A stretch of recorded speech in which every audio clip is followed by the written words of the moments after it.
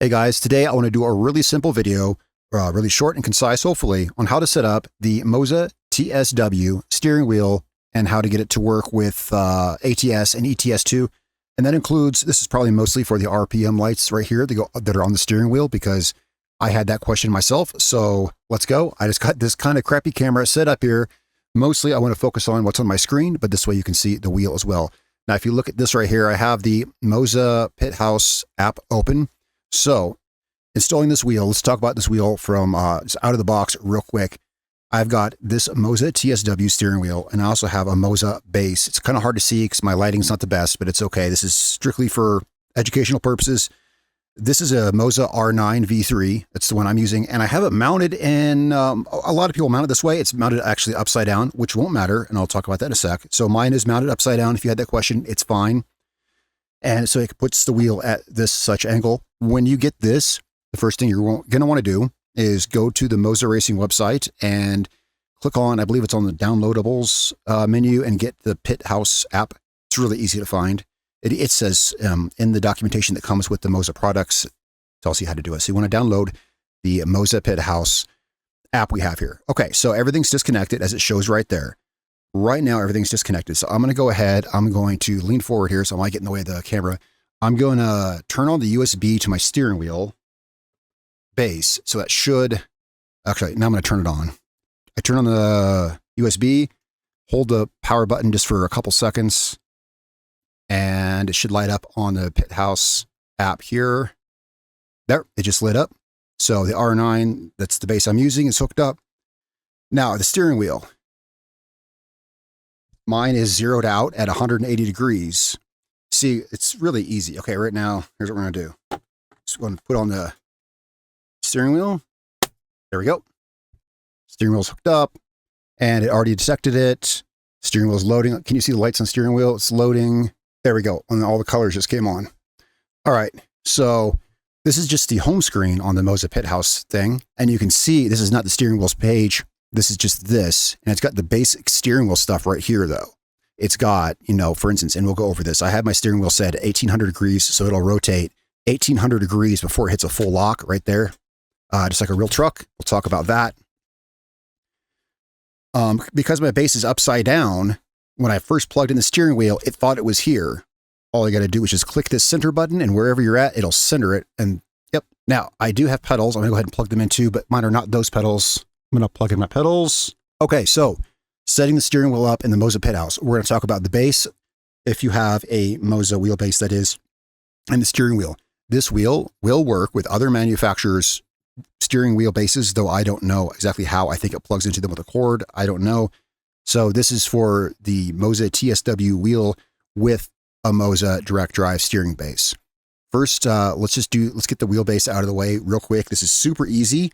There's presets already made for this right here. There's presets. If you go to preset, click down and just scroll down, and I click the, in my case, R9, which is the wheelbase that I have, R9 ETS2 plus ATS official, and that loads all these settings automatically. That makes it super easy.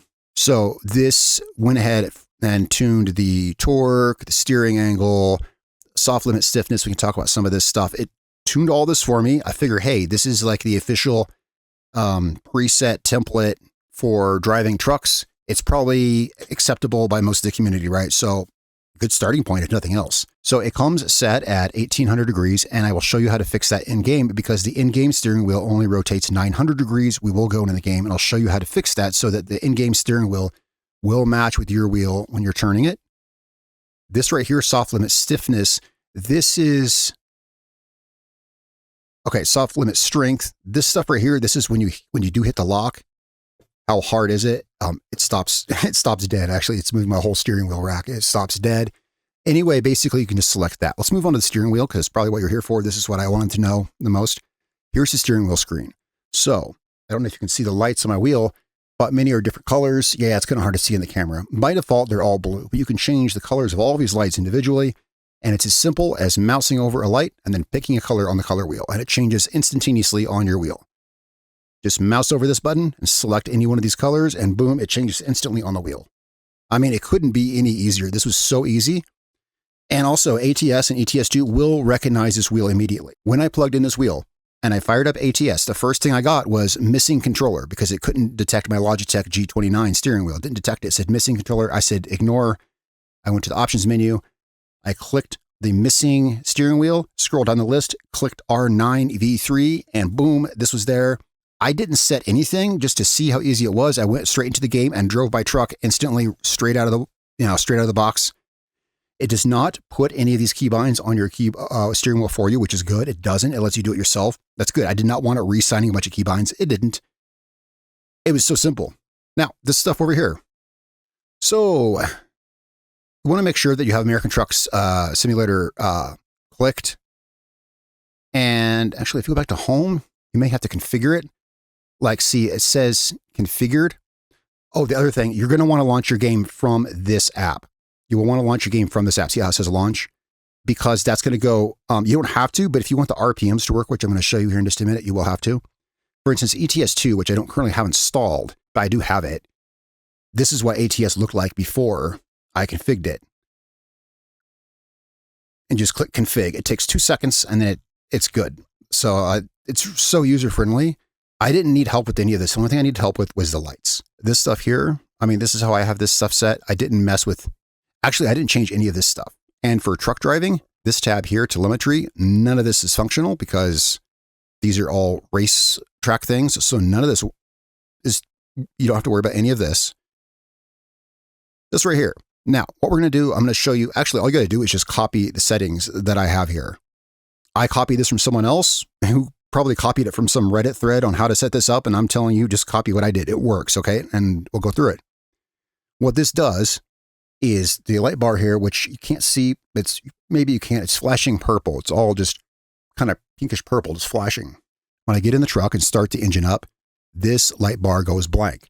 As I rev up the engine, like for instance, when it's at idle or a little higher, it'll be green. The lights will be green. As I get into the range where you'd want to shift, which is about 1600 RPMs, it'll turn yellow. And if you keep revving, obviously past that, it turns red. And that's what these settings will do. I think it's a pretty basic setup that you'd want for LEDs. So here's the toggles that I have set right here. Have that on RPM indicator. This right here, engine RPM indicator display mode.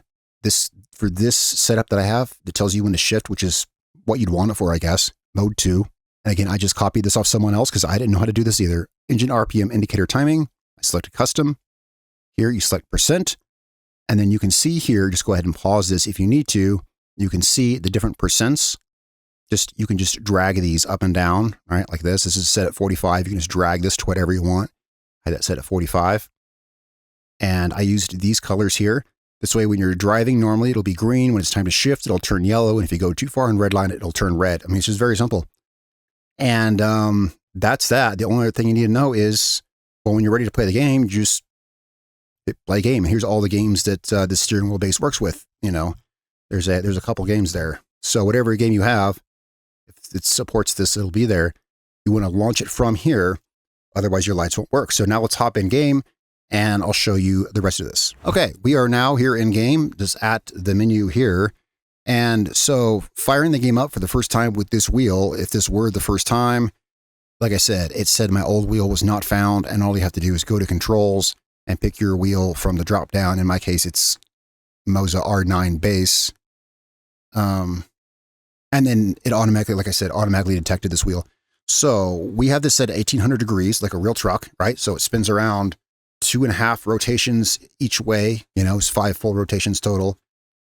So we want the wheel in the game to match that because by default, the wheel in your truck only spins 900 degrees like a car.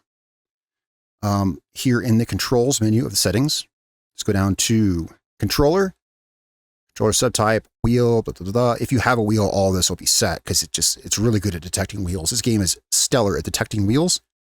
Steering animation range, it's by default at 900, just drag this bar up to 1800 and your steering wheel will match that. And that's the only thing you got to set. If you launched the game, like I showed you, if you launched the game from within Moza Pit House, then the RPMs will already work. You don't have to set anything for that there.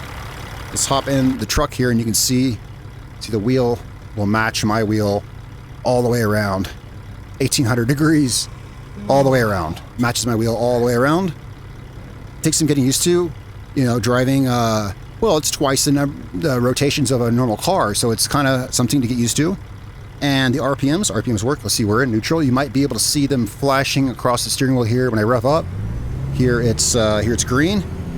It just turned yellow, and then there it's red. Yeah, the whole bar will be green, yellow, red.